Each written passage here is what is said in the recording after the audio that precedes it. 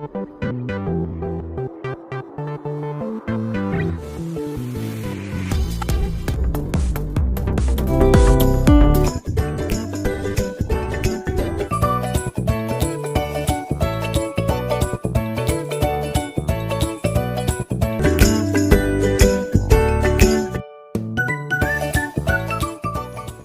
Viewers, welcome back to my channel Shimla mum's kitchen and blog. চলে আসলাম নতুন আরও একটা রেসিপি নিয়ে। আর হ্যাঁ বন্ধুরা, এখন যেহেতু অনেক গরম পড়ছে, আর এই গরমের সময় কিন্তু আমরা বেশি ভারী খাবার খেতে একদমই পছন্দ করি না। আর রান্নাঘরে কিন্তু বেশিক্ষণ সময় ধরে রান্না করতে একদমই পছন্দ করি না। সেজন্য আমি আজকে তোমাদের সাথে শেয়ার করছি কিভাবে কম সময়ের মধ্যে তোমরা এই দুটো রেসিপি বানিয়ে নিতে পারবে। আমার আজকের রেসিপির নাম হলো এক ডব কারি, আর বানিয়ে নিয়েছি উচ্ছের ডাল।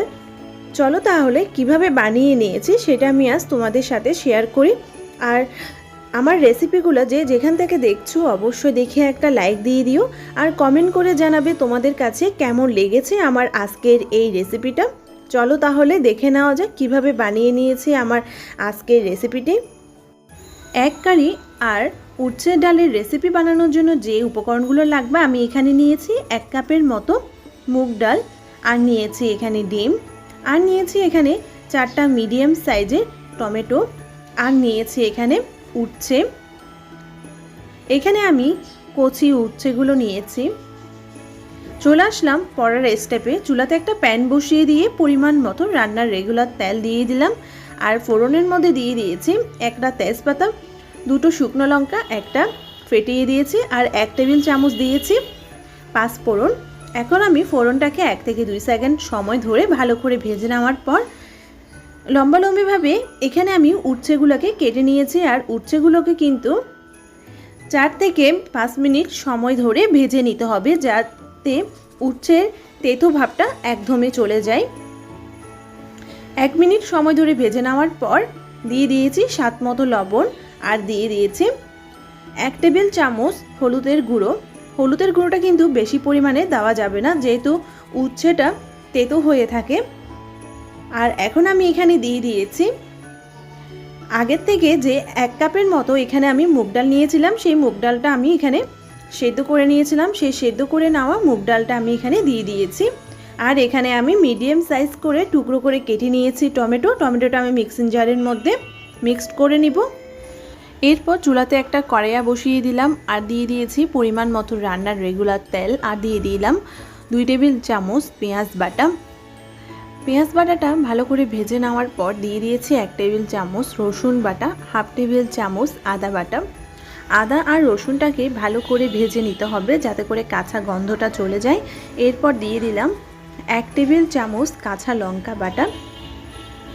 কাঁচা লঙ্কা বাটাটা দিয়ে দেওয়ার পর এখন আমি মশলার মধ্যে দিয়ে দিচ্ছি 1 টেবিল চামচ হলুদের গুঁড়ো, 1 টেবিল চামচ জিরের গুঁড়ো, আর দিয়ে দিয়েছি 1 টেবিল চামচ লঙ্কার গুঁড়ো, স্বাদ মতো লবণ দিয়ে মশলাটাকে ভালো করে কষিয়ে নিতে হবে। চুলার ফ্লেম মিডিয়াম আঁচে রেখে মশলাটাকে ভালো করে কষিয়ে নেওয়া হচ্ছে। মশলাটা ভালো করে কষিয়ে নেওয়ার পর দিয়ে দিচ্ছি আগে থেকে যে মিডিয়াম সাইজের টমেটো আমি এখানে পেস্ট করে রেখেছিলাম, সেই টমেটো পেস্টটা দিয়ে মশলার সাথে ভালো করে কষিয়ে নিতে হবে, যাতে করে টমেটো পেস্টের যে কাঁচা গন্ধটা রয়েছে সেটা যাতে একদমই না থাকে।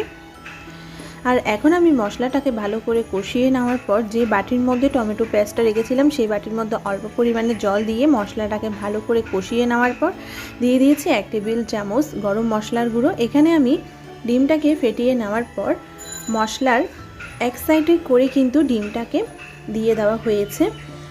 আবারও চামচ দিয়ে মশলাটাকে এক সাইড করে রেখে আবারও একই পজিশনে কিন্তু ডিমটা উপর থেকে দিয়ে দেওয়া হচ্ছে। অবশ্যই খেয়াল রাখতে হবে যাতে করে ডিমের কুসুমটা ফেটে না যায়, বা ইয়েলো কালার পজিশন যেটা রয়েছে সেটা যাতে একদমই ফেটে না যায়, তাহলে কিন্তু রান্নার গ্রেভির সাথে কিন্তু একদমই মিশে যাবে। তাই এখানে আমি মশলার গ্রেভিটা এক সাইড করে দিয়ে ডিমটাকে উপর থেকে করে আস্তে করে দিয়ে দিচ্ছি। এর উপরে এখন আমি ঢাকনা দিয়ে ডিমটাকে ভালো করে ভাপিয়ে নিব। আর এখানে আমি একটা থালার মধ্যে পরিবেশনের জন্য নিয়ে নিলাম ভাত, আর নিয়ে নিয়েছি উচ্ছের ডাল। আর নিয়ে নিয়েছি 1 কারি, আর নিয়ে নেব টক দই, নিয়ে নিয়েছি 1 টুকরো লবণ, আর দিয়ে দিচ্ছি অল্প পরিমাণে লবণ। আমাদের পরিবেশনের থালা কিন্তু অলরেডি রেডি হয়ে গিয়েছে। আর এভাবেই কিন্তু আপনারা কম সময়ের মধ্যে বাড়ির মধ্যে বানিয়ে নিতে পারবেন। এই গরমের সময় কিন্তু শরীরের জন্য খুবই উপকারী একটা রেসিপি আমি আপনাদের সাথে শেয়ার করলাম। বেশি ভারী খাবার খেতে কিন্তু আমাদের সকলেই পছন্দ নয় গরমের সময়। এভাবেই কম সময়ের মধ্যে চটজলদিভাবে কিন্তু আমরা বাড়ির মধ্যে বানিয়ে নিতে পারলে খুব কম সময়েই কিন্তু আমরা আমাদের রেসিপি তৈরি করে নিতে পারবো।